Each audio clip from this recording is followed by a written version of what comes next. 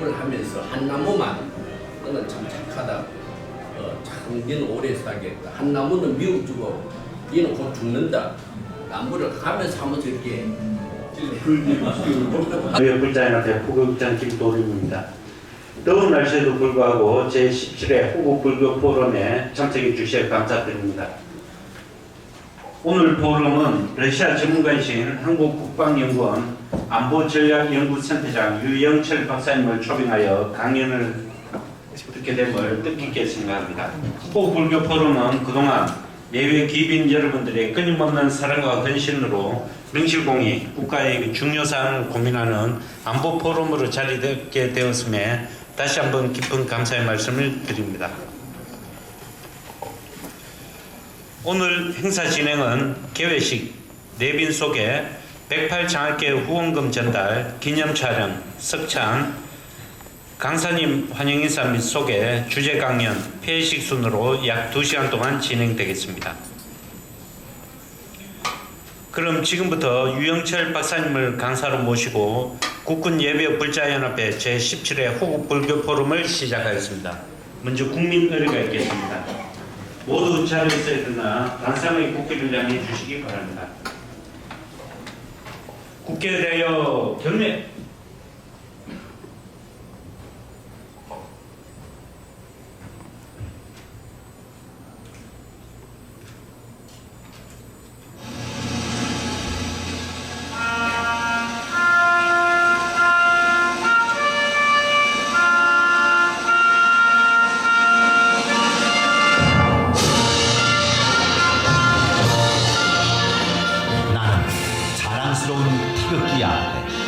자유롭고 정의로운 대한민국의 무궁한 영광을 위하여 충성을 다할 것을 굳게 다짐합니다.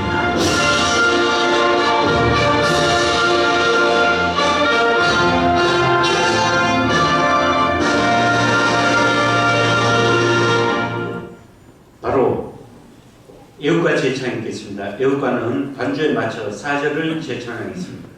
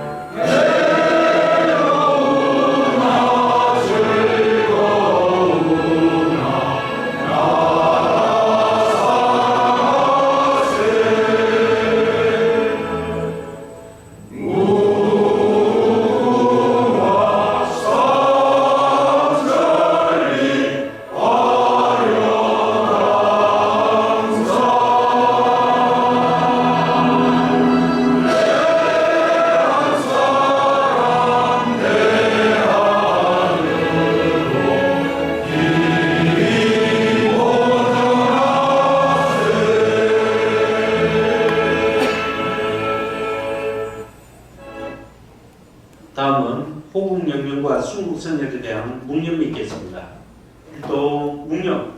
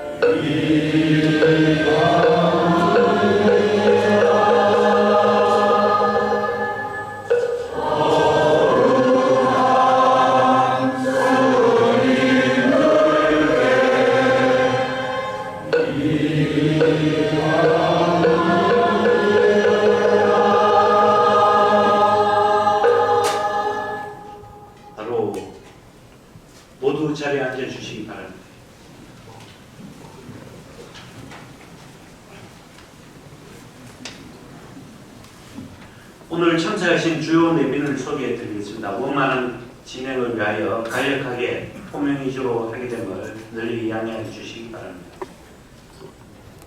전 연합사 부사령관 정진태 장군님 참석해 주셨습니다.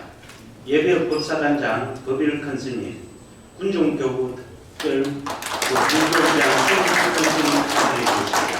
해병군교대학 총장 대원 큰스님, 원효사 주지 원흥 큰스님 참석해 주셨습니다. 임명덕 예불의 후원 회장님, 공무원불자연합회 김상수 회장님, 송영근 전 국회의원님, 초대 예불의 회장 이석복 장군님,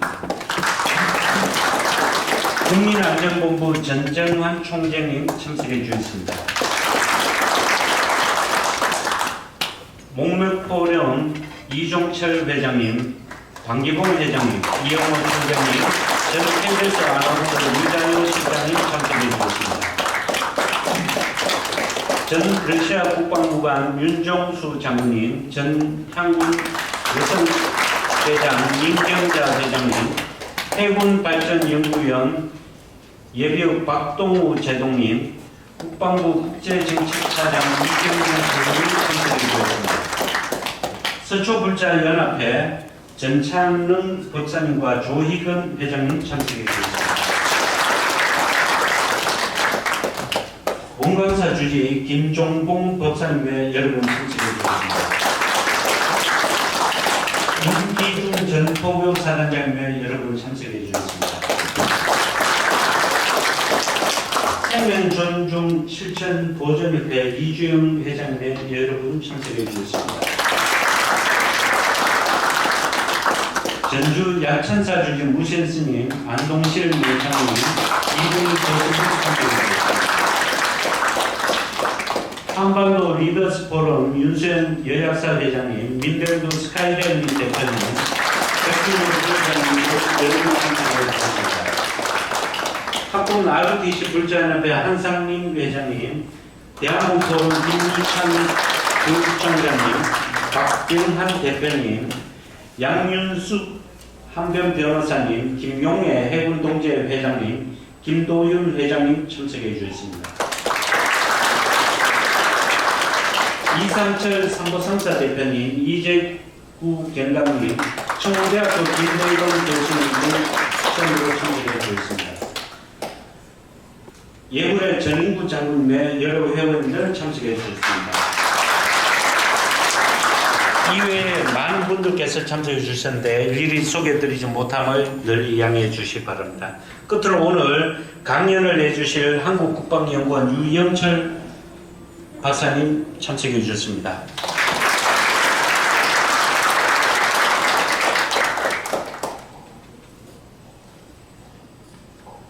다음은 108장학계 후원금 전달식이 있겠습니다.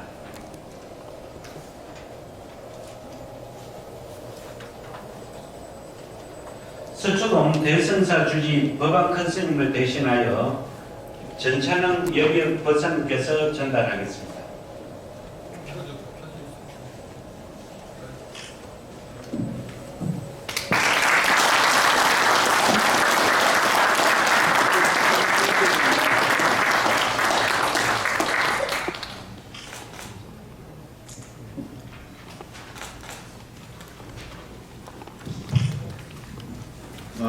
이 108장학회 장학금 후원금 이번 전달하는 것은 지난번 법회 때 대성사 주지신 그 법안 큰 스님께서 저희 원광사를 방문하셨는데 국군예비역불자연합회에서 탈북장학생 2명에 대해서 지금까지 계속 매달 많지는 않지만 장학금을 저희들이 지원해주고 있고 또 봉헌사를 통해서 저희들이 한 명 추천해서 한 명 장학금을 이렇게 수여하고 있습니다. 그래서 이와 같은 사실을 인지하시고 좀 후원을 해주시겠다고 해가지고 오늘 이런 자리가 마련됐습니다. 대성사 법안 큰 스님과 그 신도 여러분들께 감사드립니다. 박수 부탁드립니다. 다음은 합장에서 하겠습니다. 하겠습니다. 하나, 둘, 셋. 다시 하겠습니다. 하나, 둘, 셋. 맞습니다. 수 있는 인물이라고 생각하십니다. 오늘 제가 문나이트 곡으로 시작해서 주호가 같은 곡으로 선물을 해드리겠습니다. 옥구슬과 같은 부처님의 앞뒤와 자비를 가정과 직장에 함께 하시길 바랍니다. 너무 잘 되시죠?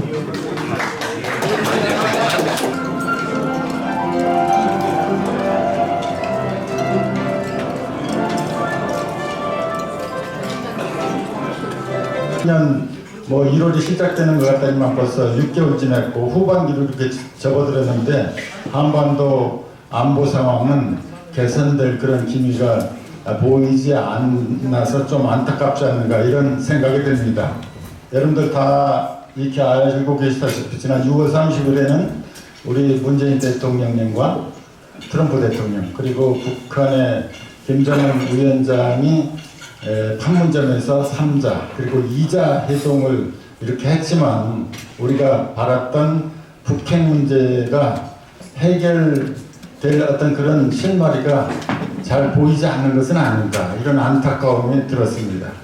지난 5월 달에는 일본 전문가이신 신각수 외교부 차관님을 모시고 앞으로 어떻게 한일 관계를 발전시켜 나갈 것인가 그런 고민을 하는 자리도 이렇게 마련을 했었는데 현 정부의 반일 어떤 정서 내지는 반일 정책이랄까요 이런 것들이 계속 진행되다 보니까 한일 관계는 정말 최악의 상황으로 이렇게 치닫지 않는가 이런 굉장히 걱정스러운 상황이 진행되고 있습니다. 그래서 오늘은 주변 4강의 그 마지막 국가인 러시아의 대한반도 정책에 대해서 이렇게 알아보는 순서를 마련을 했습니다. 뭐 여러분들 러시아 하면은 뭐 여러 가지 굉장히 큰 나라로서 또 소련 뭐 이런 것이 많이 떠오를 거고 또 여러 가지 좋은 또 부정적인 어떤 그런 기억들도 있을 텐데 사실 러시아 전문가를 이렇게 찾아보다 보니까 그렇게 많지 않더라고요. 아까 우리 여기 오신 분 중에서 윤정수 장군 같은 경우도 러시아 국방무관을 이렇게 하고 그랬는데 러시아 전문가를 찾아보다 보니까 그렇게 많지 않아요. 그러나 제가 이렇게 주변에 많은 분들의 이런 의견을 들어보니까 멀리 있지 않고 우리 한국국방연구원에서 이 러시아에 대해서 군사적인 또 국방 문제뿐만 아니라 정책 및 외교 전략 부분에 대해서 굉장히 전문가 한 분이 이렇게 계셔가지고 오늘 모시게 됐습니다. 사실 러시아는 저희들이 소련이 해체되고 또 이 냉전 체제가 해체된 이후에 우리 노태우 정부의 북방 정책에 의해서 러시아와 이 국교를 숙교한 이후에 많은 발전을 이렇게 거듭하고 있지만 많은 어떤 이런 정보는 많이 부족하지 않는가 이런 차원에서 오늘 여러분들께 좋은 말씀을 해주실 걸로 생각이 됩니다. 여러분들께 소개해드릴 분은 아까 내빈 속에서도 간단히 언급됐습니다만 유영철 박사님이십니다. 유영철 박사님께서는 러시아 크레몬에서 크레몬인 청년대학교에서 정치학 석사학위도 받으시고 모스크바 국립국제관계대학교에서 정치학 박사를 받으신 이후에 한국국방연구원에서 국제전략연구실장 그리고 한국스라브학회 섭외이사 등 많은 한러 관계에 대해서 이렇게 종사를 해오셨고 또 훌륭한 많은 글을 쓰셨고 또 토론회, 세미나 이런 것을 진행해 오셨고 특히 또 뭐 7월 중순쯤에는 러시아하고 또 정책 포럼을 한다는 그런 말씀을 조금 전에 이렇게 전해 듣고 그랬는데 뭐 이 러시아에 대해서 그런 정책, 전략 그리고 군사 및 국방 분야에 대해서는 아주 여러 가지 좋은 말씀을 저희들한테 들려주실 수 있는 분이라고 이렇게 생각이 됩니다. 그래서 오늘 이 유영철 박사님께서는 현재 한국국방연구원에서 안보전략연구 센터장을 이렇게 역임하시면서 한러 관계 증진에 많은 노력을 해오고 계십니다. 유영철 박사님께서 오늘 저희들한테 들려주실 제목은 러시아 연방의 안보 전략과 한반도의 안보입니다. 여러분들 큰 박수로 유 박사님을 맞아주시면 감사하겠습니다.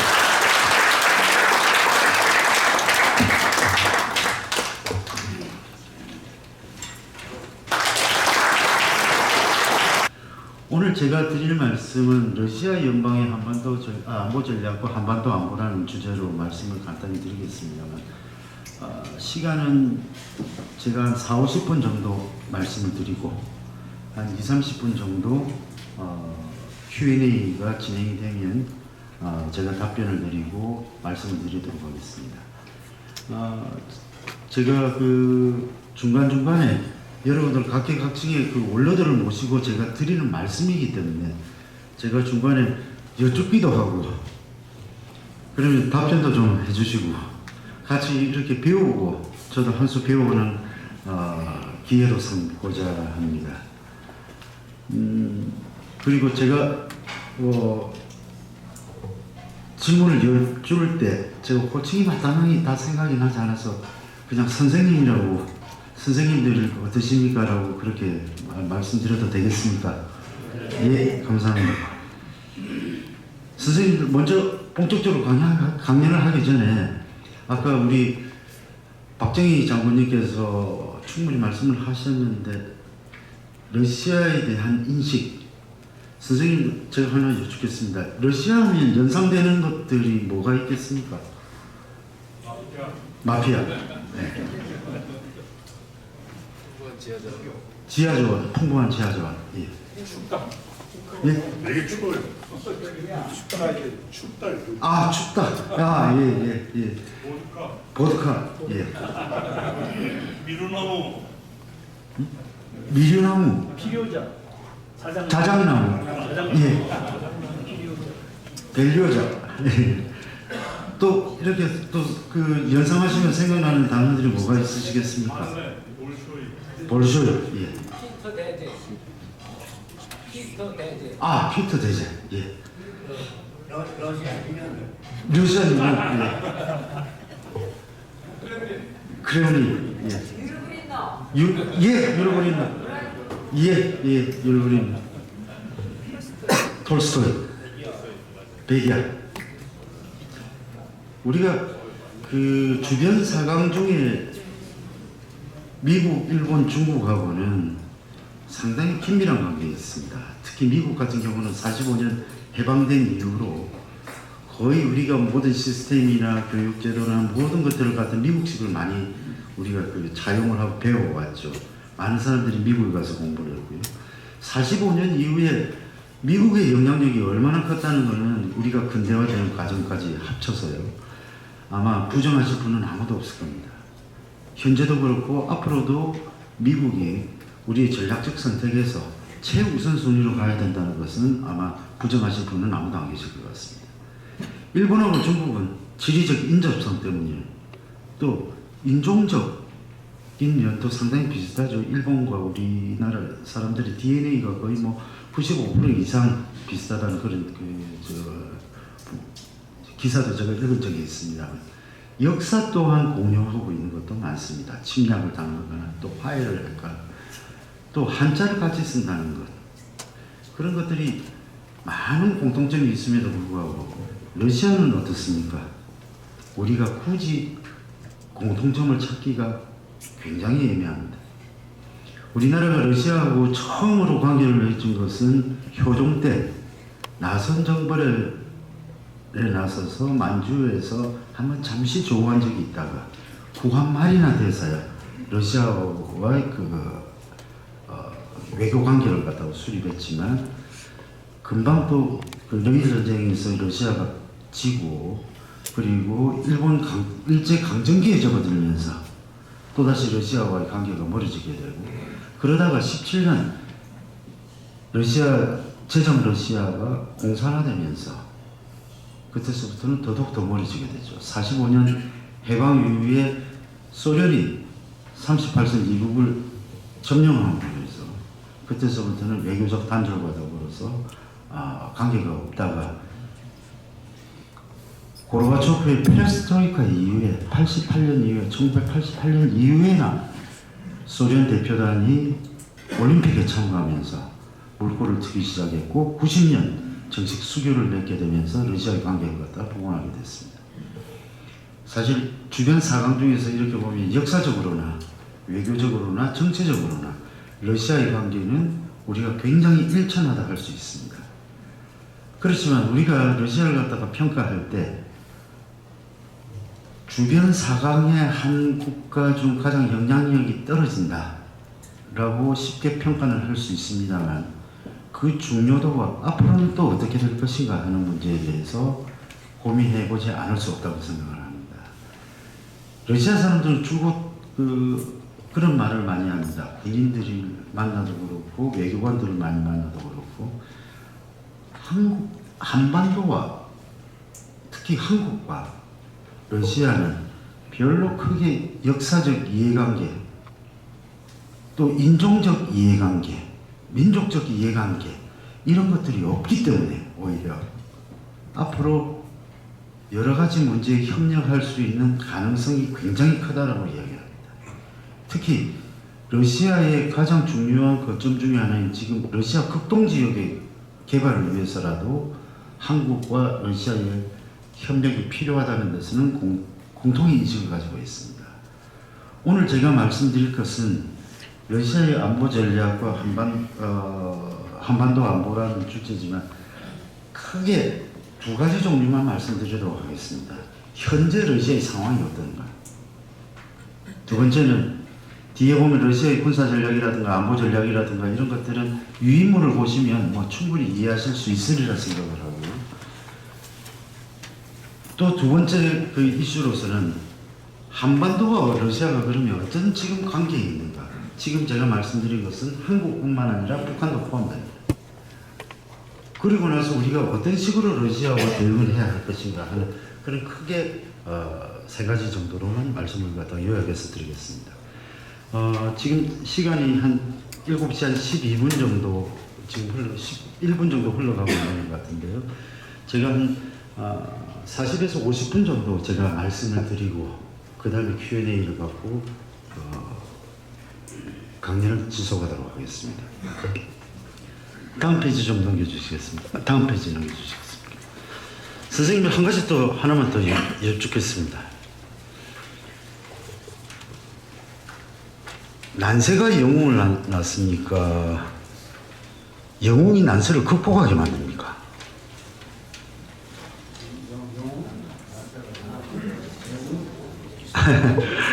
그 굉장히 애매한 질문이기도 하고요. 저도 이런 질문을 드릴 때마다 그 굉장히 헷갈리기도 합니다. 저도. 그렇지만 지금 현재 러시아를 본다 그러면요. 21세기에서 러시아를 본다 그러면은 결코 푸틴이라는 인물을 갖다가 빼놓을 수가 없습니다. 푸틴을 빼놓고 현재의 러시아를 갖다 설명할 수 있는 방법이 없습니다. 우리나라의 근대화를 갖다가 설명을 할 때 박정희 대통령을 빼놓고 설명이 가능하겠습니까? 그와 마찬가지입니다. 오히려 지금의 푸틴을 보면 러시아 사람들도 그 비슷한 얘기를 합니다만 박정희 대통령과 비슷한 면이 충분히 있다. 그리고 푸틴이 들어오기 전에 러시아 사람들은 이런 사람을 원했다. 이런 이야기가 좀 두껍지만 드릴 수가 있고요. 아시다시피 1991년 소련 제국이 12월 31일부로 해체가 되고 신생 러시아 연방이 92년에 들어왔습니다만 21세기가 시작되던 그 해까지 마지막까지 밀레니엄이 시작된 그 해까지 굉장히 혼란스러웠습니다. 그때 아마 러시아에 대한 좋은 기사는 아마 한 번도 못 보셨을 것이 아닌가 하는 그런 생각이 드는데요. 극심한 혼란기에 러시아가 매몰될 수밖에 없었던 것은 1990년대에 그 고르바초프가 집권을 하면서 체제 붕괴기가 됩니다. 제가 예전에 러시아에서 모스크바에서 공부를 할 때 그런 이야기를 들었습니다만 체제가 다른 체제로 바뀔 때는 세 명의 지도자가 필요하다. 하나는 과거에 있었던 체제를 갖다 붕괴할 수 있는, 파괴해야 되는 사람. 마치 시바의 여신, 시바와 마찬가지죠. 시바의 여신이 결국은 파괴의 여신도 되지만 창조의 여신도 된다는 거죠. 누가 한 명 그 체제를 갖다 부정을 해서 그 체제를 부숴야 된다는 거예요. 그 다음에 과도기가 있고요. 그 과도기 동안에 그러면 우리가 새로운 체제를 어떻게 만들어갈 것인가, 뭐가 잘못된 것인가라는 과도기를 거쳐서 세 번째 지도자에서 새로운 체제로 진입할 수 있다. 그런데 그 말이 묘하게 소련부터 시작해서 현재의 러시아를 본다 그러면 대체적으로 맞아 들어간다는 겁니다. 저기 앞에 보시면 아시겠지만 90년대까지는 체제 붕괴기였었다. 고르바초프 정권이. 이데올로기가 붕괴가 되고 사회 혼란이 되었다. 그러나 구시대가 가지고 있었던 체제가 붕괴가 되면서 일어나는 것들은 더욱더 극심한 혼란이라는 거죠. 일친 시대 때 러시아 경제는 거의 곤두박질 쳤습니다. 소련이 가지고 있었던 국제적 위상은 거의 다 무너졌다고 생각하시면 됩니다. 경제난, 사회적 혼란, 아까 제일 처음에 러시아 뭐가 떠오르십니까? 하니까 마피아 말씀하셨죠. 맞습니다. 마피아까지 끼워서 굉장히 혼란스러운 시대가 지속이 됐습니다. 그러나 97년, 98년 이렇게 내려오면서 사회과학이라는 것은 자연과학이라는 것은 먼저 여러 가지 수차례의 실험을 통해서 결과를 얻어내는 것이 목적이에요. 사회과학은 어느 일정 시점을 갖다가 끊어서 그 시점에서 무슨 중요한 일이 있었는가 갖다 분석해내는 것이 사회과학의 차이입니다. 근데 러시아 연방이 92년 1월 1일부터 해서 2000년 시작되기 직전까지 겪었던 그 일련의 사태를 보고 저는 사회학적으로나 여러 가지로 봤을 때 참으로 드라마틱하게 전개가 되었다라고 저는 생각을 합니다. 당시 ел친 대통령의 인기가 얼마나 없었냐면, 선생님 짐작이나 가시겠습니까? 지지도가 7%라 그러면 짐작이 가시겠습니까? 정말 아무리 나쁜 정권이라 해도 그 정권에서 같이 일하고 먹고 살고 그 정권에 종사하는 사람들이 있어서 대체적으로 보면 20%에서 25% 정도는 지지를 받는다고 생각합니다. ел친의 마지막 집권 말기에는 7% 정도 있었습니다. 그러니까 아무도 ел친을 지지하지 않았다는 것이죠. ел친이 가장 두려워했던 것은 자기 자신이 대통령직을 그만두고 났을 때 내가 어떤 형벌을 받을 수 있을까? 내가 감옥에 가야 되나 안 가야 되나? 이런 것들이 가장 큰 관심사였습니다. 새로운 후계자를 만들기 위해서 3개월짜리 총리들이 6개월짜리 총리들이 수없이 갈리게 되고요. 38살짜리가 부총리로 갑자기 발탁이 되는가 하면 또 3개월 만에 또 그만두게 됩니다. 그때 당시에 가장 유력한 대선 후보였던 여러 명들이 있지만은 제일 중요한 것은 어떻게 하면 ел친을 밟아야 될까? ел친을 밟으면 대통령으로 가는 길이 오히려 빠르다고 생각했습니다. 사회적 정말 혼란 시기였고 해체 시기에 있었던 거죠. 이때 혜성과 같이 나타난 사람이 블라디미르 푸틴입니다. 97년과 99년에 보면 제가 옆에 한번 보시죠.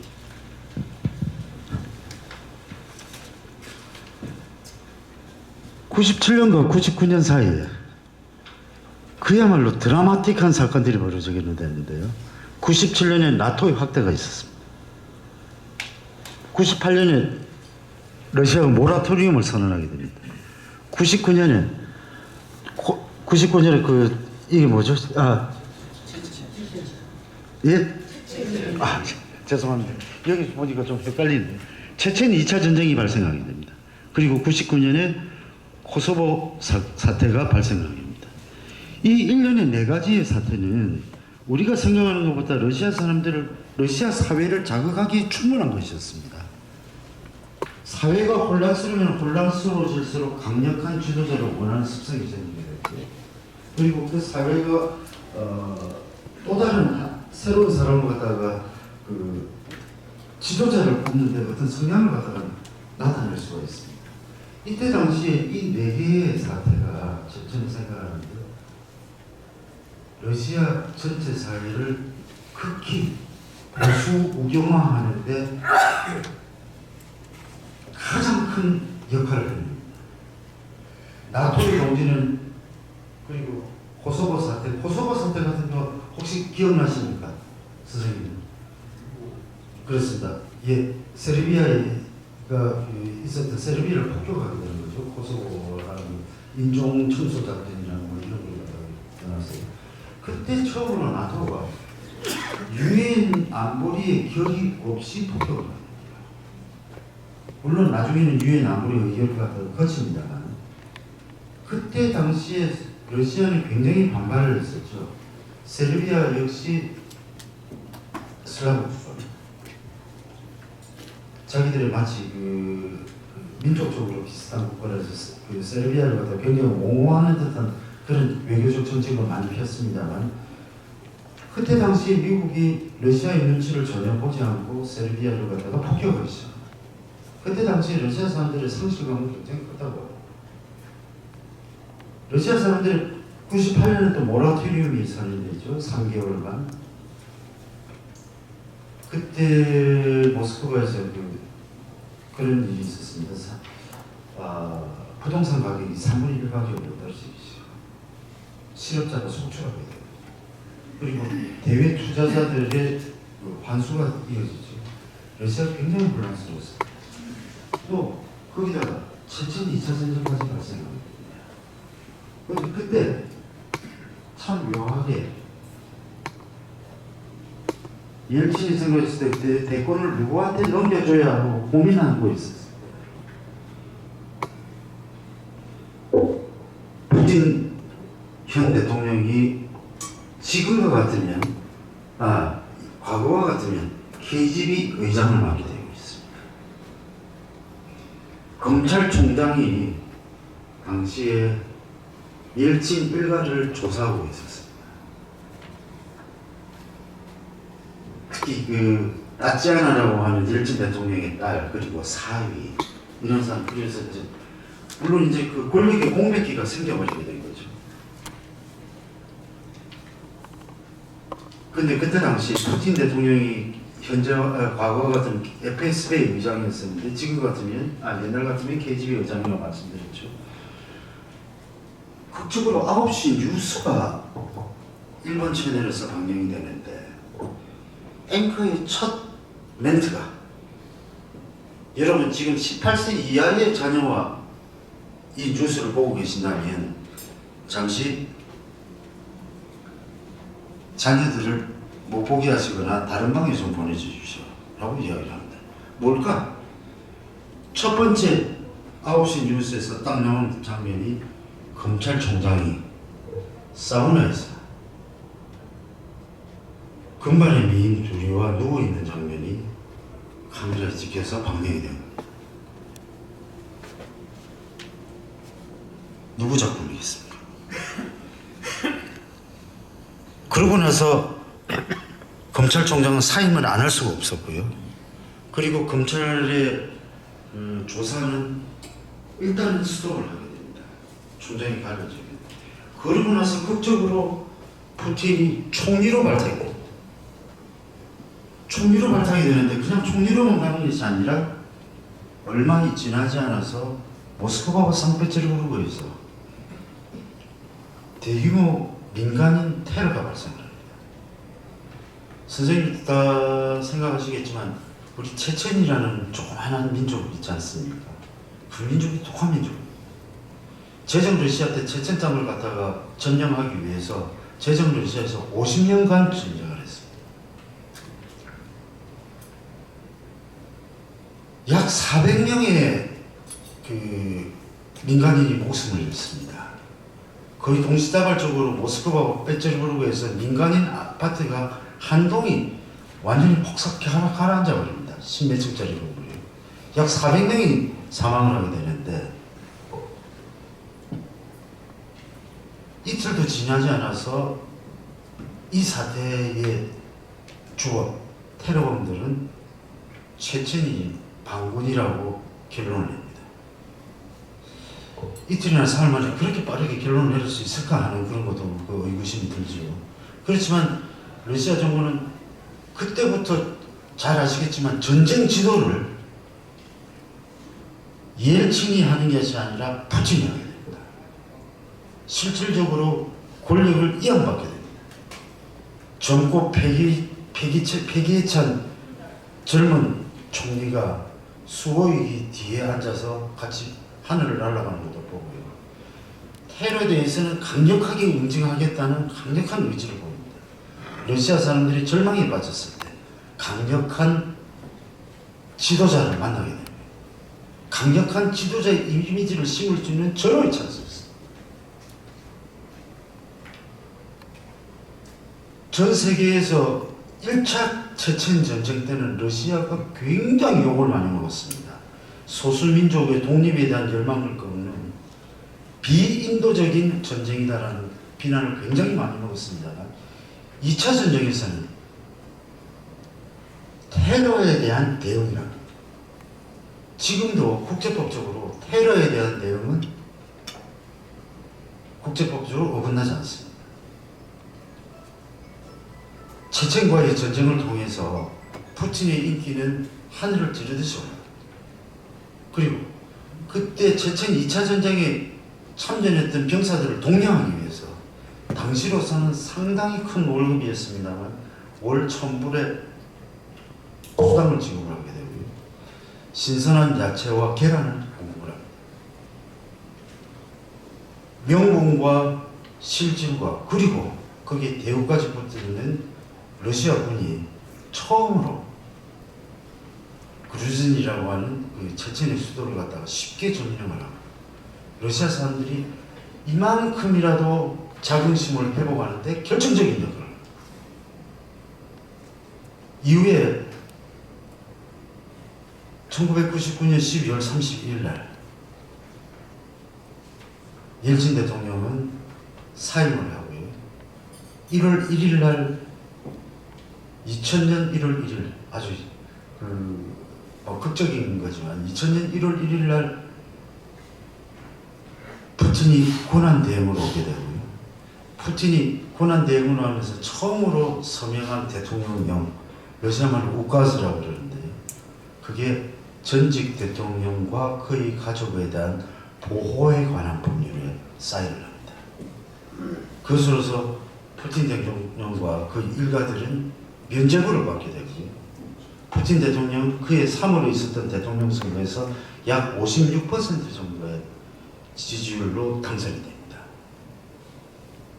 좀 극적이지 않습니까? 선생님이 생각하실 때. 푸틴이라는 사람이 언제 갑자기 튀어났을까? 에테르브르크에서 있던 총독이 라는 생각도 많이 하실 겁니다. 예전에 그 지미 카터 대통령이 대통령 출마를 했을 때 그때 워싱턴 정가에서 제일 유행했던 말이 지미 후였었다고 그러더라고요. 지미가 누구냐? 실제로 푸틴도 그랬습니다. 또 푸틴이 누굴까? 제가 94년, 95년까지 그 후이즈 후라고 러시아판 인물 대사전이 있는데요. 그때까지 푸틴이라는 이름이 등장을 하지 않습니다. 보통의 단계를 밟을 때는 그만큼 그 역량이 있거나 이렇게 해서 대통령이 되는데 푸틴은 전혀 그렇지 않았었던 얘기죠. 그 이후로 푸틴이 러시아 대통령으로 등극하게 되고 4년간 첫 번째 임기를 마칠 때까지는 옐친의 그늘에서 크게 벗어나지 못했습니다.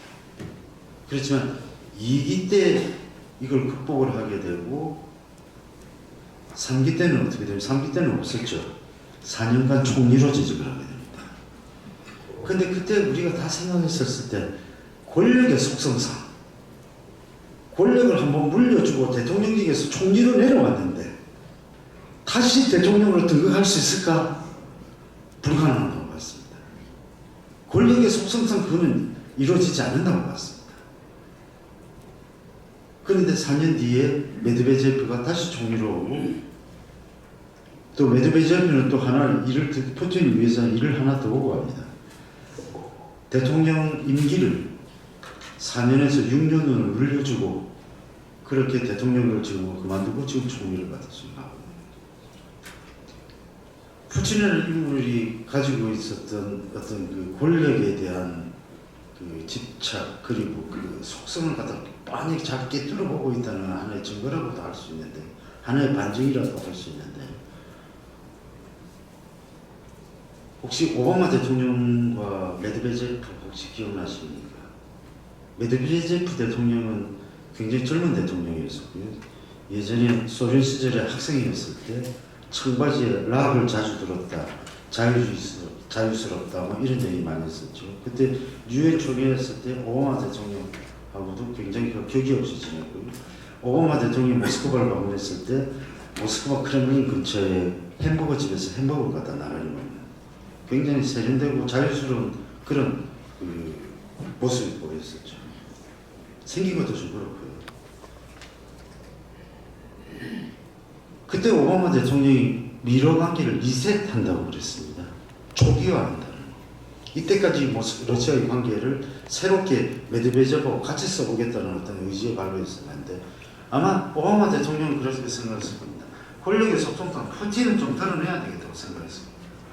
그래서 자기들이 안에서 내부 권력의 투쟁이 어떻든 그 투쟁을 통해서 푸틴을 걷어낸다 그러면 전 세계는 좀 더 평화로워진다. 글쎄 러시아의 힘은 그만큼 약해진다. 이 정도로 아마 판단했을 가능성이 있습니다. 그런데 전혀 메드베제프가 오바마 대통령이 갖고 있는 말은 전혀 반대로 가는 거지. 메드베제프 대통령의 대통령 재직 시의 별명이 노메르드바였습니다. 넘버 2. 총리인 푸틴 사무실에 대통령의 사진이 걸려 있지 않았다는 그런 얘기도 있었고요.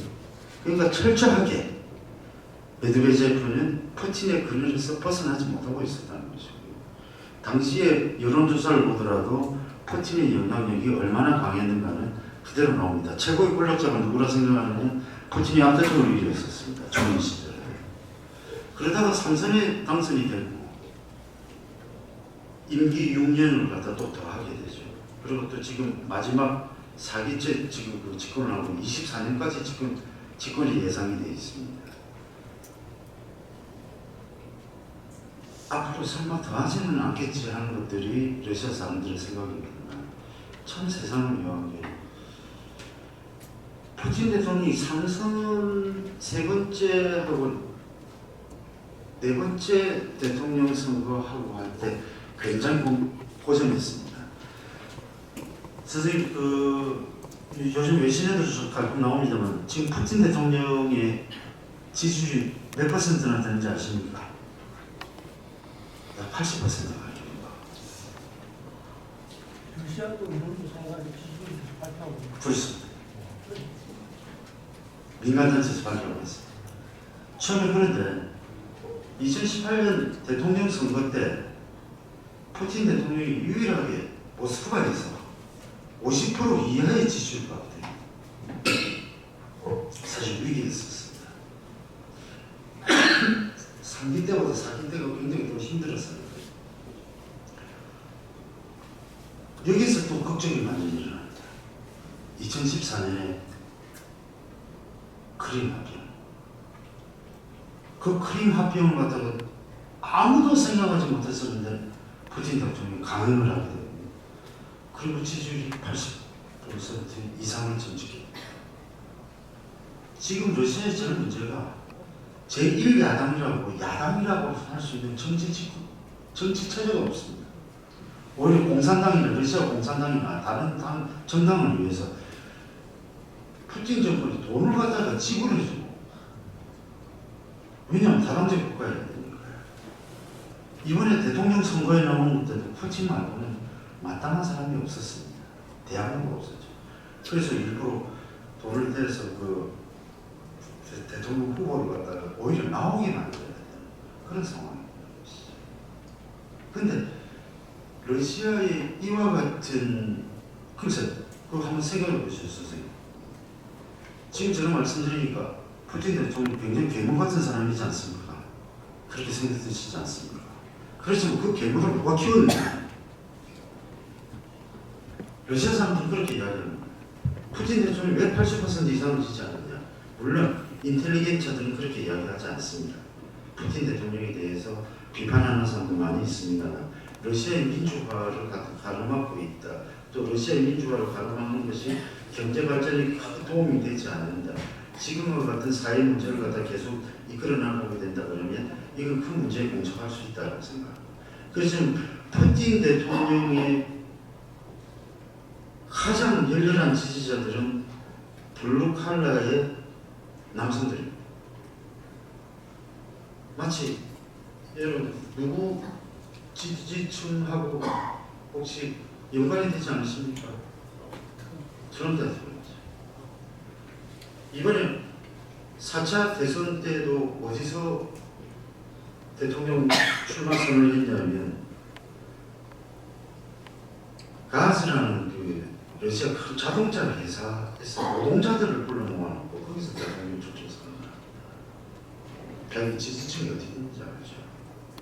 제가 약간의 고등학교 정도의 졸업, 대학 졸업 이하의 그런 층들이 아까 말씀드렸습니다만 사회가 혼란스럽고 하면 강력한 지도자를 원하는 그런 성향은 아마 다 있는 것 같습니다. 대체적으로 우리가 러시아 사람들이 제가 공부할 때 일친 그 소련 시절에 가가지고 소련이 붕괴되는 걸 갖다가 직접 봤고요. 그러고 있다 일친 시대의 혼란까지 겪으면서 왔는데 그때 러시아에서 우리가 강의를 듣던 선생님이 그런 얘기를 합니다. 러시아에 어떤 지도자가 필요할까? 민주적인 지도자? 양심적인 지도자? 뭐가 필요할까? 앞으로 우리한테 필요한 지도자는 사심 없는 딕테이터, 자기 욕심이 없는 독재자가 필요하고 러시아 국민성과 비슷하게 맞아떨어지는 그런 성향이 분명히 있다. 그래서 그때 예를 드는 게 박정희 대통령, 피노체트 이런 상황을 갖다 예를 드는 걸 갖다 적어봤습니다. 근대화의 호발주자라고 하는 러시아가 이제 그걸 뛰어넘기 위해서는 민주적인 절차를 가지고 왔다 갔다 하는 그런 정부가 아니라 강력한 집권을 가진 국가 지도자가 탄생해야 된다고 러시아 국민들도 대체로 공감하고 있었던 것 같습니다. 러시아가 아까도 누가 말씀하셨던 굉장히 넓은 땅이라는 걸 말씀하셨지만은 그거 한번 제가 설명드리고 있습니다. 러시아의 정치적 안정성을 따지면은 어떻게 될까요? 우리는 보통의 민주국가나 이런 데 봤을 때는 정치적 안정이 얼마나 돼 있느냐라고 물었을 때는 그 정권이 얼마나 체제를 오래 가져갈 수 있느냐 하는 것들이 정치적 안정성이라고 따집니다. 러시아 같은 경우는 세계에서 제일 큰 국가지 않습니까? 우리나라 대한민국이 약 한 200배 정도 되는 건데 예카체리나 여제라고 아까 피터 대제라고 아까 누가 러시아 연상하시면서 말씀해 주셨는데 예카체리나 여제라고도 생각이 나시죠? 한 번쯤 역사책에서 보셨을 것 같은데요. 예카체리나 여제가 자기 남편을 갖다 폐위를 시키고 자기가 황제가 되죠. 러시아 제국에. 그러고 나서 원래 예카체리나 여제는 독일 여자입니다. 독일에서 시집을 갔죠. 이 거대한 국가를 다스려야 되겠는데 어떻게 다스려야 될 줄을 몰라서 그때 예카체리나 여제 같은 경우는 상당히 지적 능력도 있었던 것으로 평가됩니다. 몽테스키에한테 편지를 씁니다. 몽테스키에는 법의 정신을 쓴 사람이죠. 상권 분립을 주장했던 사람입니다. 몽테스키우의 편지를 써서 내가 황제가 됐는데 이거 어떻게 할까? 이 거대한 나라를 내가 어떻게 다 써야 될까? 라고 편지를 씁니다. 몽테스키우한테 답장이 왔는데 내 말대로 상권 분립을 하고 이렇게 권력을 나누는 게 가장 좋을 것이다 라고 왔겠습니까? 아닙니다. 러시아는 지리적 광활성 때문에 철저한 중앙집권제가 되지가 않으면 국가를 통치할 수가 없으니까 철저한 중앙집권 통치를 해야 된다라고 조언을 합니다. 몽테스키우가. 그때 예카제리네 여제가 맞다 이거였다.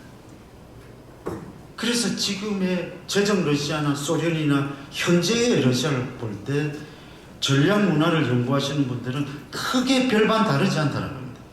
제정 러시아나 소련이나 현재 러시아.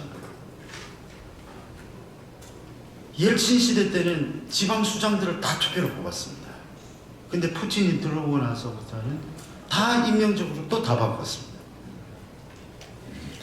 러시아의 정치 체제가 안정이 되어 있느냐 불안정화되어 있느냐는 것은 중앙 집권 통제가 얼마나 효력이 있느냐 없느냐에 따라.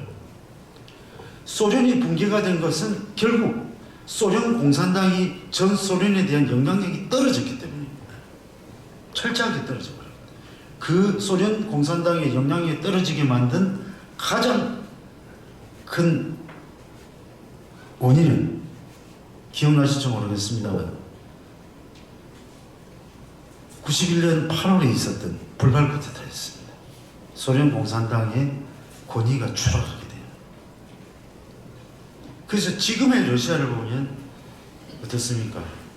상당히 정치적으로는 봤을 때 상당히 정권은 안정됐다고 봅니다. 물론 반푸틴 시위가 없지 않아 있습니다. 그렇지만 정치적인 목적보다는 연금 문제 때문에 오히려 집회가 더 많았었고요. 소수의 한 수천 명 가량은 모이는 것 같습니다. 모스크바에서 해도요. 푸틴의 그 독재에 대해서 상당히 반대하는 그런 목소리가 있는 것 같습니다. 제가 지금까지 너무 푸틴 대통령과 지금 현재 러시아를 갖다 설명하기 위해서 너무 많은 시간을 갖다가 제가 잡아먹은 것 같은데요. 제가 그러면 아까 말씀드렸던 두 번째 테마를 한번 넘어가보겠습니다.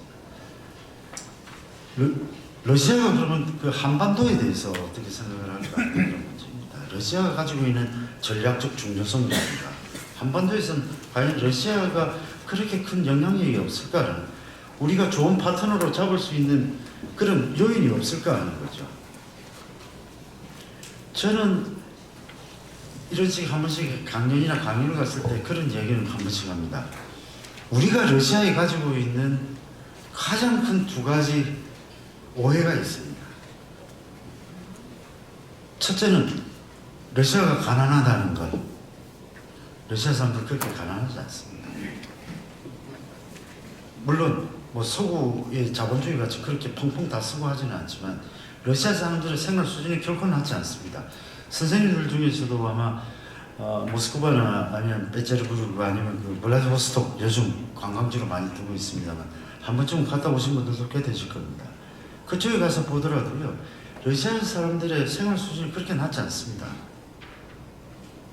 이미 예전에 그 하기 전에 2011년, 2012년경에 이미 그 국민소득 15,000달러가 넘었었고요.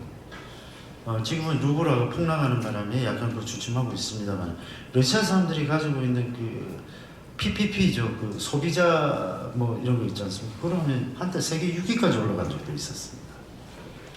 우리가 실질적으로 지불해야 되는 것보다 러시아 사람들은 소비 성향이 훨씬 강합니다. 우리 아마 윤정수 무관님께서는 그때도 굉장히 힘든 때 계셨지만 아마 그런 것들을 많이 느끼실 것 같다는 생각이 드는데요. 러시아 사람들 가난하지 않습니다.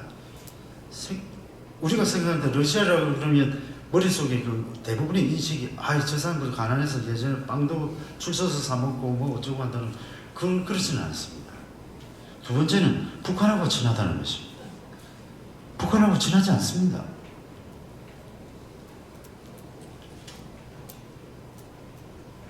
러시아 그 우리 저 동포들 저 고려인이라고 그러죠.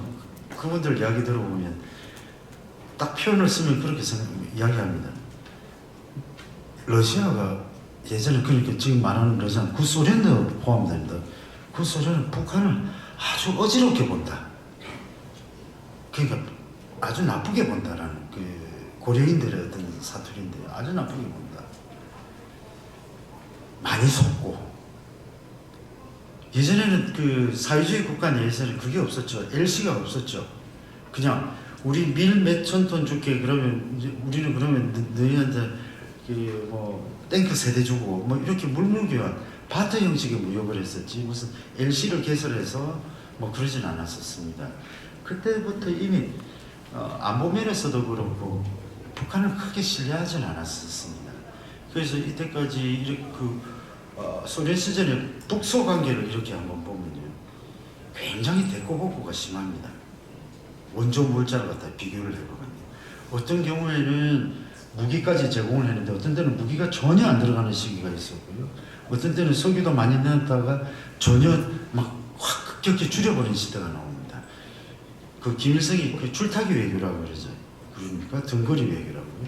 그런 것들 중국과 이렇게 소련을 갖다 비교하면서 잘 이렇게 스무스하게 빠져나오는 그 과정에서도 보면요, 러시아 사람들이 북한에게 대해서 상당히 많이 이용당했다고 생각하는 경우도 많습니다. 현재는 어떨까요? 현재도 마찬가지입니다. 물론 러시아 정부에 있는 100명 중에 100명이 다 그랬을까? 그건 아닙니다. 한 10% 20% 정도는 북한을 아주 좋아하는 사람도 있겠죠. 그렇지만 정신이 제대로 바뀐 사람이라면 북한을 옹호할 수가 없다고. 물론 학자들 중에서도 친북한 학자들이 분명히 존재는 합니다. 그렇지만 대체적인 학자들이나 현실적인 판단을 할 수 있을 때는 대한민국의 중요성을 훨씬 강조해요. 왜냐하면 그게 바로 자기들의 가장 큰 수건인 시베리아 극동 지역을 개발할 수 있는 가장 좋은 기회이기 때문입니다. 러시아는 북한이 아마 그 무력으로 통일하는 것에 대해서는 무지하게 반대할 겁니다. 그렇게 되면 별로 러시아한테 중요한 건 없습니다. 메리트가 없어져. 왜 우리나라한테 러시아가 매력을 느끼게 될까요? 선생님들. 러시아가 가지고 있지 않은 기술들을 우리가 많이 가지고 있습니다.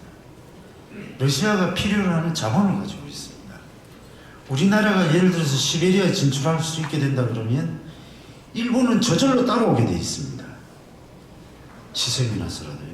선생님들 혹시 그거 기억나십니까? 김진명 소설가가 쓴 무궁화꽃이 피었습니다. 생각나십니까? 거기에 첫 번째 소설의 장면이 아주 기억이 나는데요. 우리나라 기업 대표단들이 모스크바의 한 호텔에서 샴페인을 터뜨리고 축배를 듭니다. 한국이 시베리아 개발 독점권을 따내게 된 데 대한 축배를 듭니다. 일본으로서는 너무 큰 치명타였고, 물론 소설입니다. 그러고 나서 일본이 시베리아 개발을 저지할 수 있는 방법이 뭘까? 포항하고 울산만 두드려버리면은 산업시설의 능력이 떨어지기 때문에 한국이 시베리아 개발권을 포기하게 될 것이다. 그때 일본이 시베리아 개발권을 가지면 된다. 김진중 씨 소설의 핵심은 바로 그런 거 있었어요. 그와 같이 만약에 한국이 시베리아 개발을 갖다 적극적으로 하게 된다면요. 그런데 지금 북한이란 거에서 갇혀져서 마치 한국은 섬 같은데 대륙으로 진출할 수가 없는데, 북한이란 게 이때까지 한 20년 동안 그렇게 수많이 TSR, TK를 연결하자 가스가 놓자 해도 하나도 된 거 없어요. 그 책임이 대한민국에 있습니까? 러시아에 있습니까? 거기에 대해서는 아무도 말 못합니다. 그건 바로 북한 때문이지 않겠습니까? 그래서 러시아는 지금 정치적으로 북한을 고려할 수 있을 때는 고려는 하지만 북한이란 존재가 얼마나 자기들 앞길을 가로막고 있는 것에 대해서는 철저하게 잘 느끼고 있습니다. 실례로 그러면 평화로운 한반도 체제로 가는 과정이었으면 러시아는 어떤 이득을 얻을 수 있을까요? 러시아는 개발도상국가가 아닙니다. 농촌 인구가 풍부하지 않습니다. 인구 자체가 작습니다. 그 넓은 땅덩어리 인구는 1억 5천만 밖에 되지 않습니다. 시베리아하고 국동지역이 우리나라 한반도의 몇십 배나 되는 거대한 땅이지만 인구는 선생님 얼마나 되겠습니까? 700만입니다. 자기들 행정 소모에도 다 써도 모자랄 정도입니다. 그래서 중국인 노동자들을 알게 모르게 받아들일 수밖에 없고요. 북한 노동자, 건설 노동자를 국동에서 쓸 수밖에 없습니다. 노동력의 부족이 가장 심각합니다. 그런데 러시아는 알다시피 극동이나 시베리아 지역은 너무너무 기상 조건이 좋지 않고 인프라가 되어 있지 않습니다. 앞으로 그걸 어떻게 개발하느냐가 제일 중요한데요. 노동력이 없으면 어떻게? 자, 노동력을 사오면 되지 않느냐? 좋습니다. 벵글라데시 사람, 필리핀 사람, 블라디보스토크에 데려다 놓으면 견딜 수 있겠습니까? 영하 40도, 영상 40도에도 견디는 몇 안 되는 자랑스러운 민족. 그렇지 않습니까? 그러면 저 동북 삼성 사람들 데려다 쓰지? 맞습니다. 위기를 안 느낄 수가 없습니다. 선생님들. 정말입니다. 심각한 위기를 느낍니다.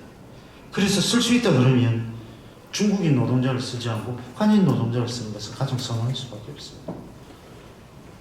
우리의 기술과 우리의 자본이 들어가서 북한 노동자를 사용을 해서 싼 인건비를 시베리아에 진출하게 된다면 러시아로서는 굉장히 큰 국가적 이익이 발생하게 됩니다.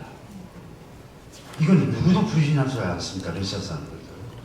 거기다가 일본의 개발도 유도할 수 있습니다. 일본과는 지금 북방 사계도서 예전에는 재정 일치, 정치적 문제가 풀리지 않으면 경제 문제도 풀지 않는다는 이런 원칙을 가지고 있습니다. 그것도 무너질 수 있습니다. 제가 생각할 때는. 그만큼 한반도가 러시아에 끼치는 영향이 클 수도 있다는 거예요. 이때까지 제가 러시아를 이렇게 쭉 보면요. 러시아가 우리한테 훨씬 많은 로봇포를 합니다. 군사적으로. 아마 우리 무관님께서 그 생생한 증인이시기 때문에 잘 아시겠지만 다음에 한번 모스크바에 계셨던 일화들을 한번 우리 윤정수 장군님께서 한번 이야기하셔도 재밌으실 것 같은데 여기서 러시아 쪽의 로봇콜이 우리보다 훨씬 강합니다. 우리보다 훨씬 크고요. 훨씬 군사적으로 강력하고요. P5 국가고요. 핵무기를 갖고 있는 국가고요. 그런데 우리한테 로봇콜을 보내는 것은 뭘까? 지금 러시아하고 우리는 무비자가 됐습니다. 2014년부터 됐는데 일본하고도 지금 무비자 협정을 체결하지 않고 있습니다. 한로 군사 협력 협정을 맺자고 지금 가슴역까지 했다가 2014년 크림마 합병 때문에 지금 그게 가슴역 상태로 남아 있습니다만 러시아가 지금 27개국 정도만 군사 협력 협정을 맺고 있다고 합니다. 그런데 27개국이라면 상당히 많을 것 같지만은 예전에 구소련 공화국들, 스탄 하는 그런 국가들, 또 동북권 몇 개 국가들, 또 서구권에 몇 개 있는 국가들 빼놓고 나면 중국, 라오스, 베트남 이런 데 빼고 나면 몇 나라 안 됩니다. 27개국. 그러면 한국에 대해서 굉장히 매력을 가지고 있다는 게 분명하고요. 제가 여기 뒤에 자료를 보면 2013년 11월에 박근혜 대통령과의 정상회담으로 왔을 때 그때 발표한 공동선언문이 굉장히 저는 쇼킹했습니다. 중국은 어떤 경우라도 그런 표현을 쓰지 않는데 그때 한러 간에 발표한 공동선언문에는 평양의 미사일, 북한의 핵무기 이런 표현을 씁니다. 당연히 제거돼야 되고 막아야 된다. 그는 러시아의 현재의 어떤 정서를 갖다가 알 수가 있는 건데 따라서 우리가 지금 생각해 볼 수 있는 것은 그러면 우리가 러시아와의 관계를 갖다가 강화했을 때 챙기는 건 뭘까라는 걸 한번 생각해 볼 수도 있겠죠. 당연히 TKR, TSR 연결이 되면 우리가 훨씬 더 많은 물류를 갖다 빠른 시일 내에 유럽 쪽에 실어나갈 수 있다. 그리고 가스 파이프라인을 갖다가 북한을 거쳐서 한국까지 오게 된다 그러면 건설비는 조금 들어도 나중에는 훨씬 싸게 진다. 우리가 보통 이제 가스를 갖다 배에 실어 오는데 그는 기체화되어 있는 걸 갖다 액체화 시켜가지고 이렇게 실어 온다고 그러거든요. 그 액체화하는 과정이 비싸고 실어 오는 운임비도 역시 비싸다는 것이죠. 그래서 지금 만약 가스 파이프라인 얻게 됐을 때는 아마 우리는 좀 더 저렴한 가스를 갖다 실어 올 수 있다는 그런 점입니다. 그리고 가장 우리가 생각해 볼 수 있는 것은 시베리아 쪽으로 우리가 진출을 할 수 있다는 것입니다. 지금 아까 선생님들 중에 이제 저 러시아에 대한 연상 말씀하시니까 풍부한 자원이라고 말씀하셨는데 어떤 분이요. 맞는 말씀이십니다. 바이칼 호수를 기점으로 했어요. 유럽 쪽으로는 서시베리아라고 그러고 이쪽 동쪽으로는 동시베리아라고 그러고 블라디보스토크에 있는 데는 북동쪽. 그런데 사실 동시베리아 지역부터 시작해서 북동 지역까지는 거의 이때가 개발이 안 됐다고 생각하시고 도대체 어디에 뭐가 묻혀 있는지도 잘 아직까지 추정이 안 됩니다. 얼마 전에 제가 몇 달 전에 이런 걸 봤는데 세계 최대의 금광이 또 그쪽에서 발견이 됐다. 그래서 뭐 100조 가량인가 얼마나 모르겠습니다. 최대의 금광이 발견이 됐다는 그런 이야기 소식도 전해 들었습니다. 그런 적에 우리가 직접적으로 참여할 수 있다 그러면 그것도 우리 국익에 상당히 도움이 되는 것이 그런 생각. 제가 국방연구원에 있으면서 이제 러시아 쪽과의 이제 회의를 갖다가 주로 이제 꾸준히 이제 해오면서 요번에 그 총참모대학과 7월 2일 날 회의가 있었습니다. 그때 러시아 쪽에서 우리 같은 쓰리스타가 오셨는데요. 상당히 한국에 대해서는 호의적 아직까지도. 물론 북한에 대해서는 정치적인 고려에 의해서 그럴 수밖에 없지만 우리로서는 앞으로 러시아의 관계 강화를 위해서 좀 더 힘써야 될 필요는 있다고 생각은 합니다만 그렇지만 우리의 한계가 있습니다. 지금 미러 관계가 좋지 않습니다. 미러 관계가 좋지 않으면 한러 관계 역시 좋지 않습니다.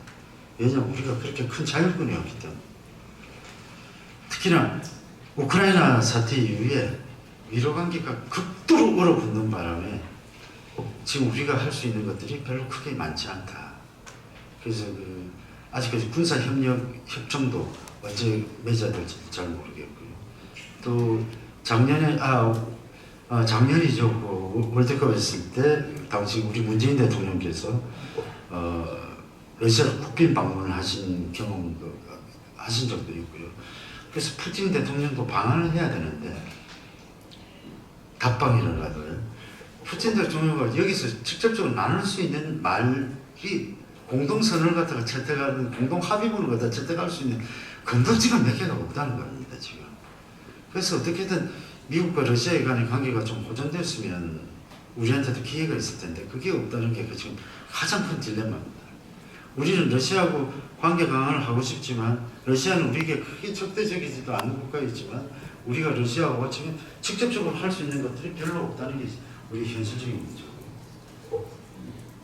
러시아와의 관계 강화를 위해서는 우리가 좀 더 많은 노력을 해야 되겠지만 어떻게 해서든지 우리의 제일 큰 목표는 지금 문재인 정권의 제일 큰 목표는 그리고 앞으로 우리가 한반도에 사는 모든 사람들이 제일 큰 목표는 바로 북한 비핵화지 않겠습니까? 핵을 어디 이곳 살 수는 없는 거죠. 북한이 비핵화되는 데 있어서 러시아의 역할을 갖다가 잘 유도해낸 방안 충분히 있다고 생각합니다. 저는 자꾸 이제 그렇게 이야기하죠. 북중러, 한미일 이렇게 이제 남왕삼각, 북방삼각 이렇게 하는데 러시아가 만약에 미국과의 관계 개선에서 정치적 고려만 빼버린다 그러면 북한을 지지할 수 있는 것들이 몇 가지 안 된다고 생각합니다. 그래서 앞으로 우리가 평화협정 체결까지 앞으로 많이 남아 있습니다. 그때도 일본과 러시아를 끼워서 육자로 가야 되느냐 이런 이야기가 하는데 얼마 전에 몽골을 갔더니 몽골에서는 7자로 가자고 그러더라고요. 몽골까지 끼워서요. 그래서 그것도 좋은 방안이다 라고 얘기를 했습니다.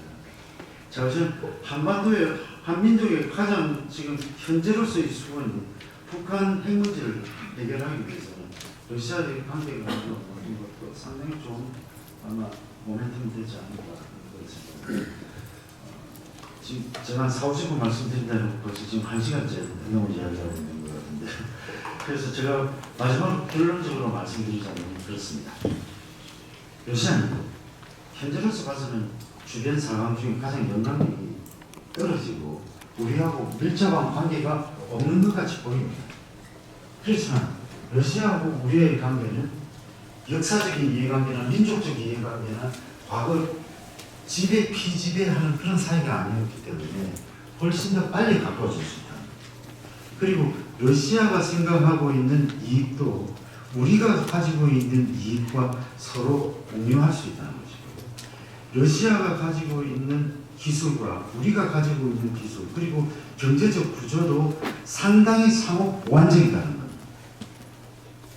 요즘은 조금 역전이 됐다고 이야기합니다만 지금 한국과 러시아 간의 관계가 무역 규모가 한 350억 달러 되는데 얼마 전까지만 해도 수출 수입이 거의 비슷했습니다. 거기 제가 한마디 말씀드려놨습니다만 조셉 나이라는 미국의 유명한 정치학자가 상호 의존도가 비슷하면 비슷할수록 갈등의 소지가 낮다고 이야기를 합니다. 1965년 이래로 한일 간의 무역 적자가 어디서 보니까 700조라고 그럽니다. 700조. 우리가 압도적으로 많이 무역 적자를 본 거죠. 이럴 경우에는 상호 의존도가 분명히 우리가 무슨 그게 있다는 겁니다. 작년에도 240몇 달러 정도의 우리가 무역 적자를 보게 되고요. 그러니까 지금과 같은 상황이 나는데 예를 들어서 이것이 비슷한 수준이었으면 어찌 됐을까?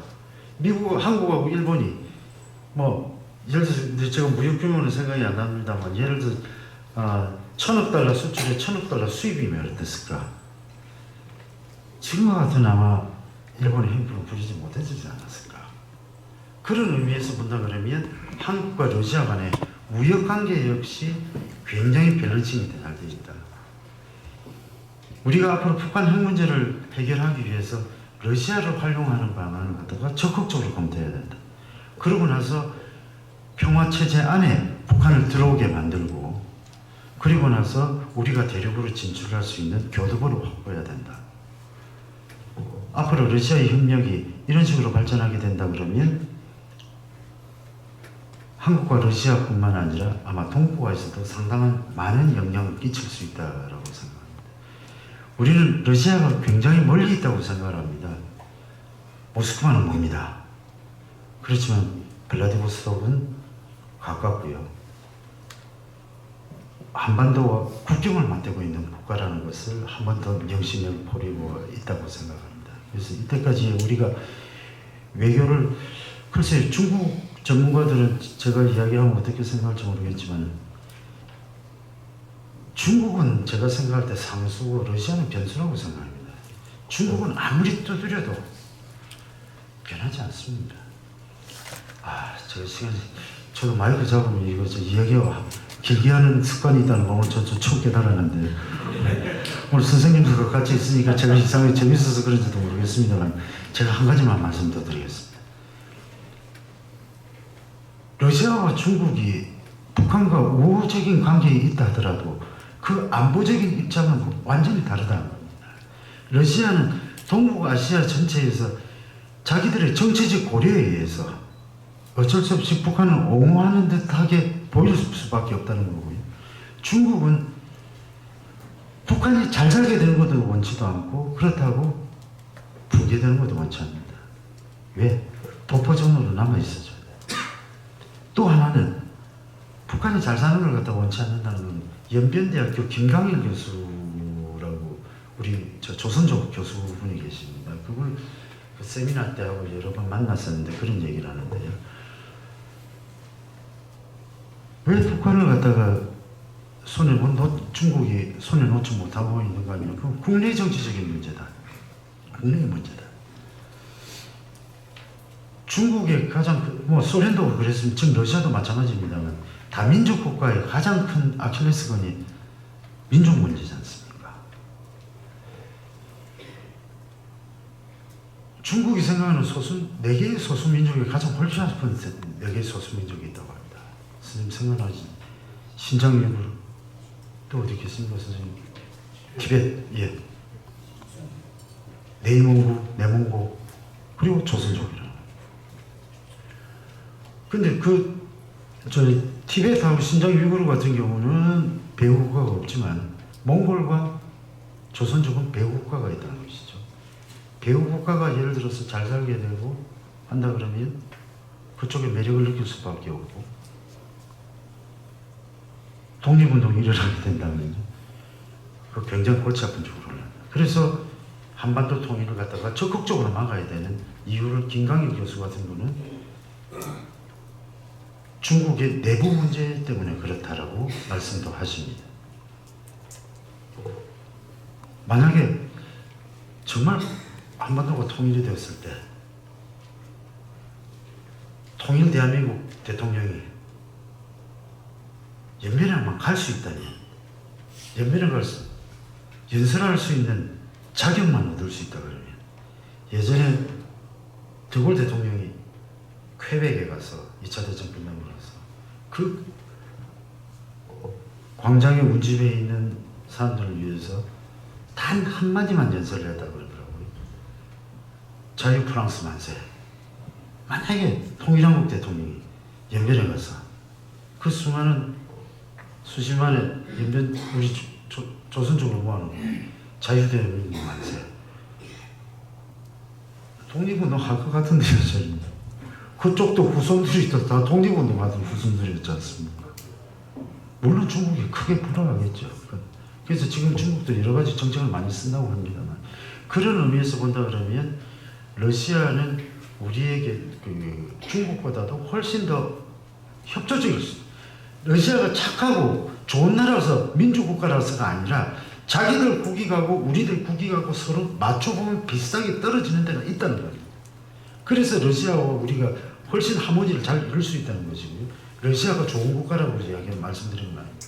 중국은 우리한테 훨씬 더 큰 국가고 우리에게 더 훨씬 많은 우리 이익을 주는 국가지만 북한 문제 나오면은 이렇게 퍼즐을 맞추려고 하면 안 맞춰진다는 거예요.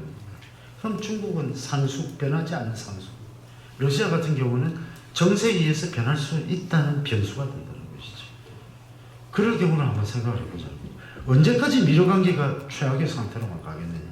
예를 들어서 예전에 소련의 팽창을 막기 위해서 중국과 수교를 하고 중국을 국제사회에 일원으로 끌어내줬던 미국이 이제 중국의 팽창을 막기 위해서 러시아를 이용할 수 있을까? 저는 예전부터 그런 주장을 해왔습니다만 아직 현실화되지는 않았습니다. 그 현실화될 것 같지도 않고요. 지금 상황 같은. 그렇지만 국제 정세라는 것은 언제든지 변할 수 있고 안보 환경이라는 것은 국가 간의 이익은 서로 이익만 맞으면 타협이 가능하기 때문에 그런 날도 오지 않을 수 있지 않을까 하는 그런 생각도 해봅니다. 선생님, 제가 너무 얘기를 많이 한 것 같고요. 혹시 질문 있으시면 질문 좀 해주시면 제가 아는 것만큼 성실히 답변하겠습니다. 예, 선생님. 마이크 있습니다. 을 맡고 있는 김태규입니다. 아까 우리 유 박사님 말씀에서 러시아가 역사적, 지리적 이해관계가 거의 없다고 여기 적혀 있는데요. 그 역사적으로 보면은 6.25 전쟁이 사실 소련, 스탈린의 어떤 성인에 의해서 이루어졌지 않습니까? 그리고 6.25 전쟁은 김일성이 소련 스탈린과 중국의 모택동의 사주를 받아서 일으킨 남침 전쟁이다. 그렇게 볼 수 있는데, 그렇게 보면은 굉장히 역사적으로 우리에게 미친 영향이 크다고 봐야 되지 않느냐. 그럼 소련하고 지금 러시아를 많이 다르게 보는 거냐 하는 그 질문이 첫 번째고요. 두 번째는 아까 엘친의 혼란 시기에 98, 99년도, 97, 98년도 예. 그때 제가 그 전남 장성에 있는 제1군수전단, 보건지사 제1군수단장을 했는데 그때 러시아로부터 그 전차하고 장갑차를 도입해가지고 정비부대를 제가 창설했습니다. 예. 그때 당시에 그때는 러시아죠. 러시아 그 장교 2명하고 그다음에 군무원 2명, 한 4명이 와 있었는데 월급을 한 1년 정도 못 받았다 하더라고요. 그럼에도 불구하고 자기 그 러시아에 대해서 불평을 안 하고 나름대로 어떤 그 품위를 지키려고 노력하는 걸 제가 보고 왜 그럴까? 우리 같으면 어떻게 될까? 그런 생각을 했었거든요. 그래서 제가 그때 우리 간부들 그 점심 식사비, 아침 식사비를 1,000원 해가지고 제가 그걸 50% 깎아줬어요. 야, 너희들 고생한다. 응? 뭐 그런 일도 있었는데 그걸 나름대로 이제 극복한 거 아닙니까? 그죠? 하면서 굉장히 그 장교들 교육이 잘 돼 있다 나름대로 이제 그런 생각을 했는데 그게 혹시 어떻게 해서 그런 건지 한번 예. 그거까지 한 2개 정도. 예. 먼저 그 소련과 러시아를 역사를 본다 그러면 소련에서 그 소련 공화국 자체 중에서도 러시아가 핵심은 핵심이겠죠. 그렇지만 자기들은 그 체제가 완전히 다른 국가였었기 때문에 현재 한국과의 그 한반도와는 우리가 직접적인 책임이 없다고 생각을 합니다. 물론 예전에 그런 과거의 그런 잘못은 상당히 유감스럽지만 그런 일들은 그리고 러시아 사람들은 확실히 그걸 확실하게 짚어주긴 합니다. 남침 전쟁이라는 거를 그 사람들은 교과서에도 지금 그렇게 쓰고 있습니다. 남침 전쟁이라는 걸 확실히 확인해주고 있습니다. 그리고 그 사람들이 요즘에는 이제 교과서는 아니 논문 발표에도 나오고 있습니다만 소련군이 직접적으로는 참전하지 않았지만 공군은 참전했다는 것을 인정을 하고 있습니다.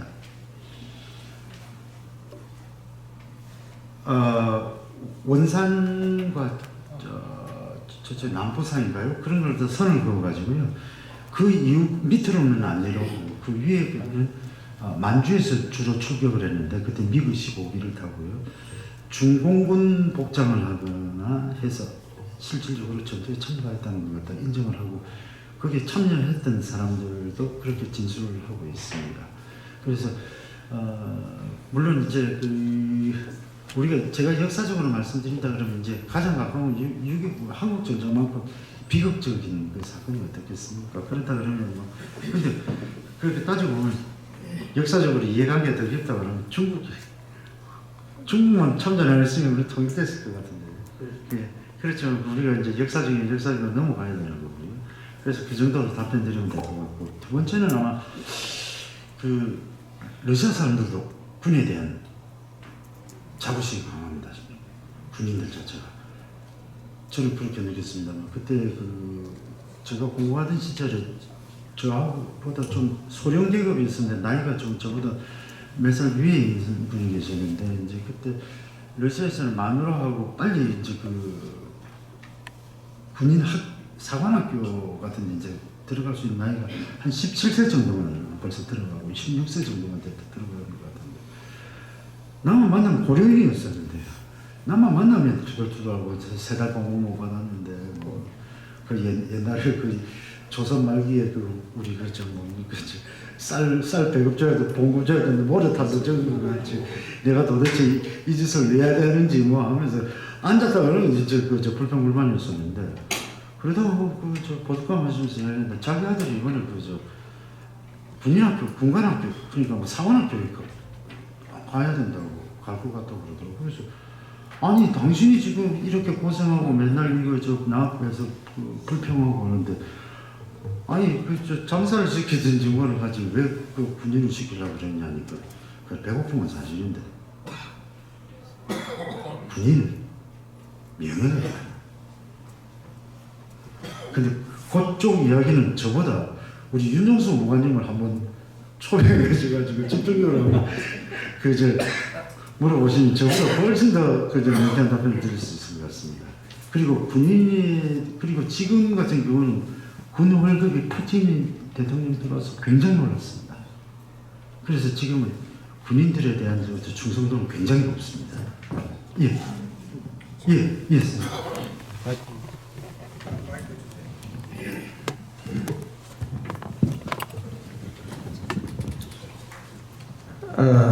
오늘 교관님이 강사님이 아주 자상한 러시아와 또 우리의 관계 안보에 대해서 참 좋은 말씀 대단히 감사합니다. 나의 질문은 바로 이겁니다. 이게 나라입니까? 이게 저희 오늘 현실에 있어서 우리 안보 강연을 들은 저희 질문입니다. 이 질문에 우리 강사님께서 어떠한 답변을 해도 저는 달게 받겠습니다. 왜 이게 나라입니까? 그것이 내 질문인가 하면은 지금 우리는 3만 불 시대 국민이 호의호식하게 참 행복하게 잘 살고 있습니다. 그런데 전쟁할 때 적과는 안 싸우고 엉뚱한 뒤에다가 일본하고 둘이 싸우면서 지금 우리 누구의 입에서 자력갱생이라는 말이 나왔다, 이런 소리를 제가 듣고 저는 참이 지금 오지 않았습니다. 지금 우리가 3만 불 시대에 자력갱생할 때입니까? 그래서 제가 저희 답변은 더 이상 구구절절 이야기를 하지 않고 이게 나라입니까에 대한 좀 우리 강사님의 좀 답변을 듣고 싶습니다. 이사님. 지금 이게 나라입니까라는 거는 북한을 지칭하시는 겁니다. 북한은 나라가 아니죠, 당연히. 북한은 우리가 국가를 인정한 적도 없었으니까. 북한은 나라라고 할 수 없으니까요. 저는 그렇게 생각합니다. 대답 되셨으면 모르겠습니다. 공감으로 넘어가시는 것은 저희 답변의 원한이 아닙니다. 우리나라를 보고 한 거니까. 우리나라를 보고 하시는 그거에 거예요? 대해서 강사님이 이것도 답변을 러시아가 국가가 아닌지 저한테 물어보시면 제가 흔쾌하게 하고 있는데 우리나라가 국가가 아니라고 이야기하시면 제가 답변하기가 좀 곤란한 것 같습니다. 지금 오늘 제가 우리나라에 대해서 제가 말씀드린 게 아니고 러시아에 대한 전문 강의로 말씀드렸기 때문에 제 답변이 이 정도로 그냥 마치도록 하겠습니다.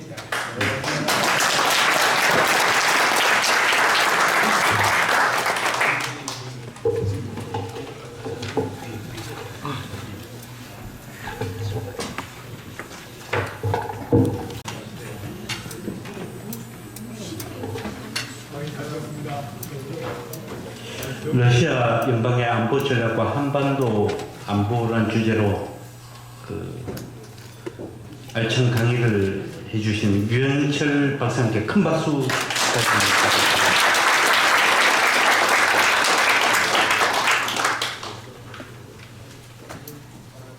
다음은 사홍선이 있겠습니다. 모두 자리에 있으나 합장해 주시기 바랍니다.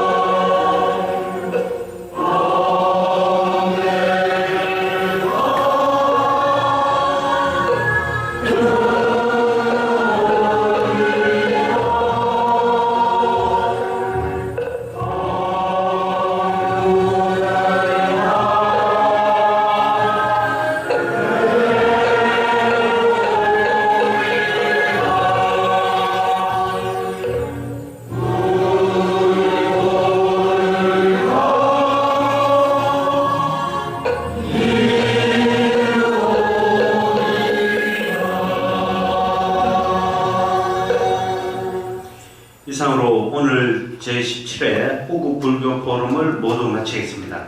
참석해 주신 모든 분들께 다시 한번 감사드리며 다음 18회 포럼은 9월 19일 목요일 18시 이곳 육군회관에서 있겠습니다.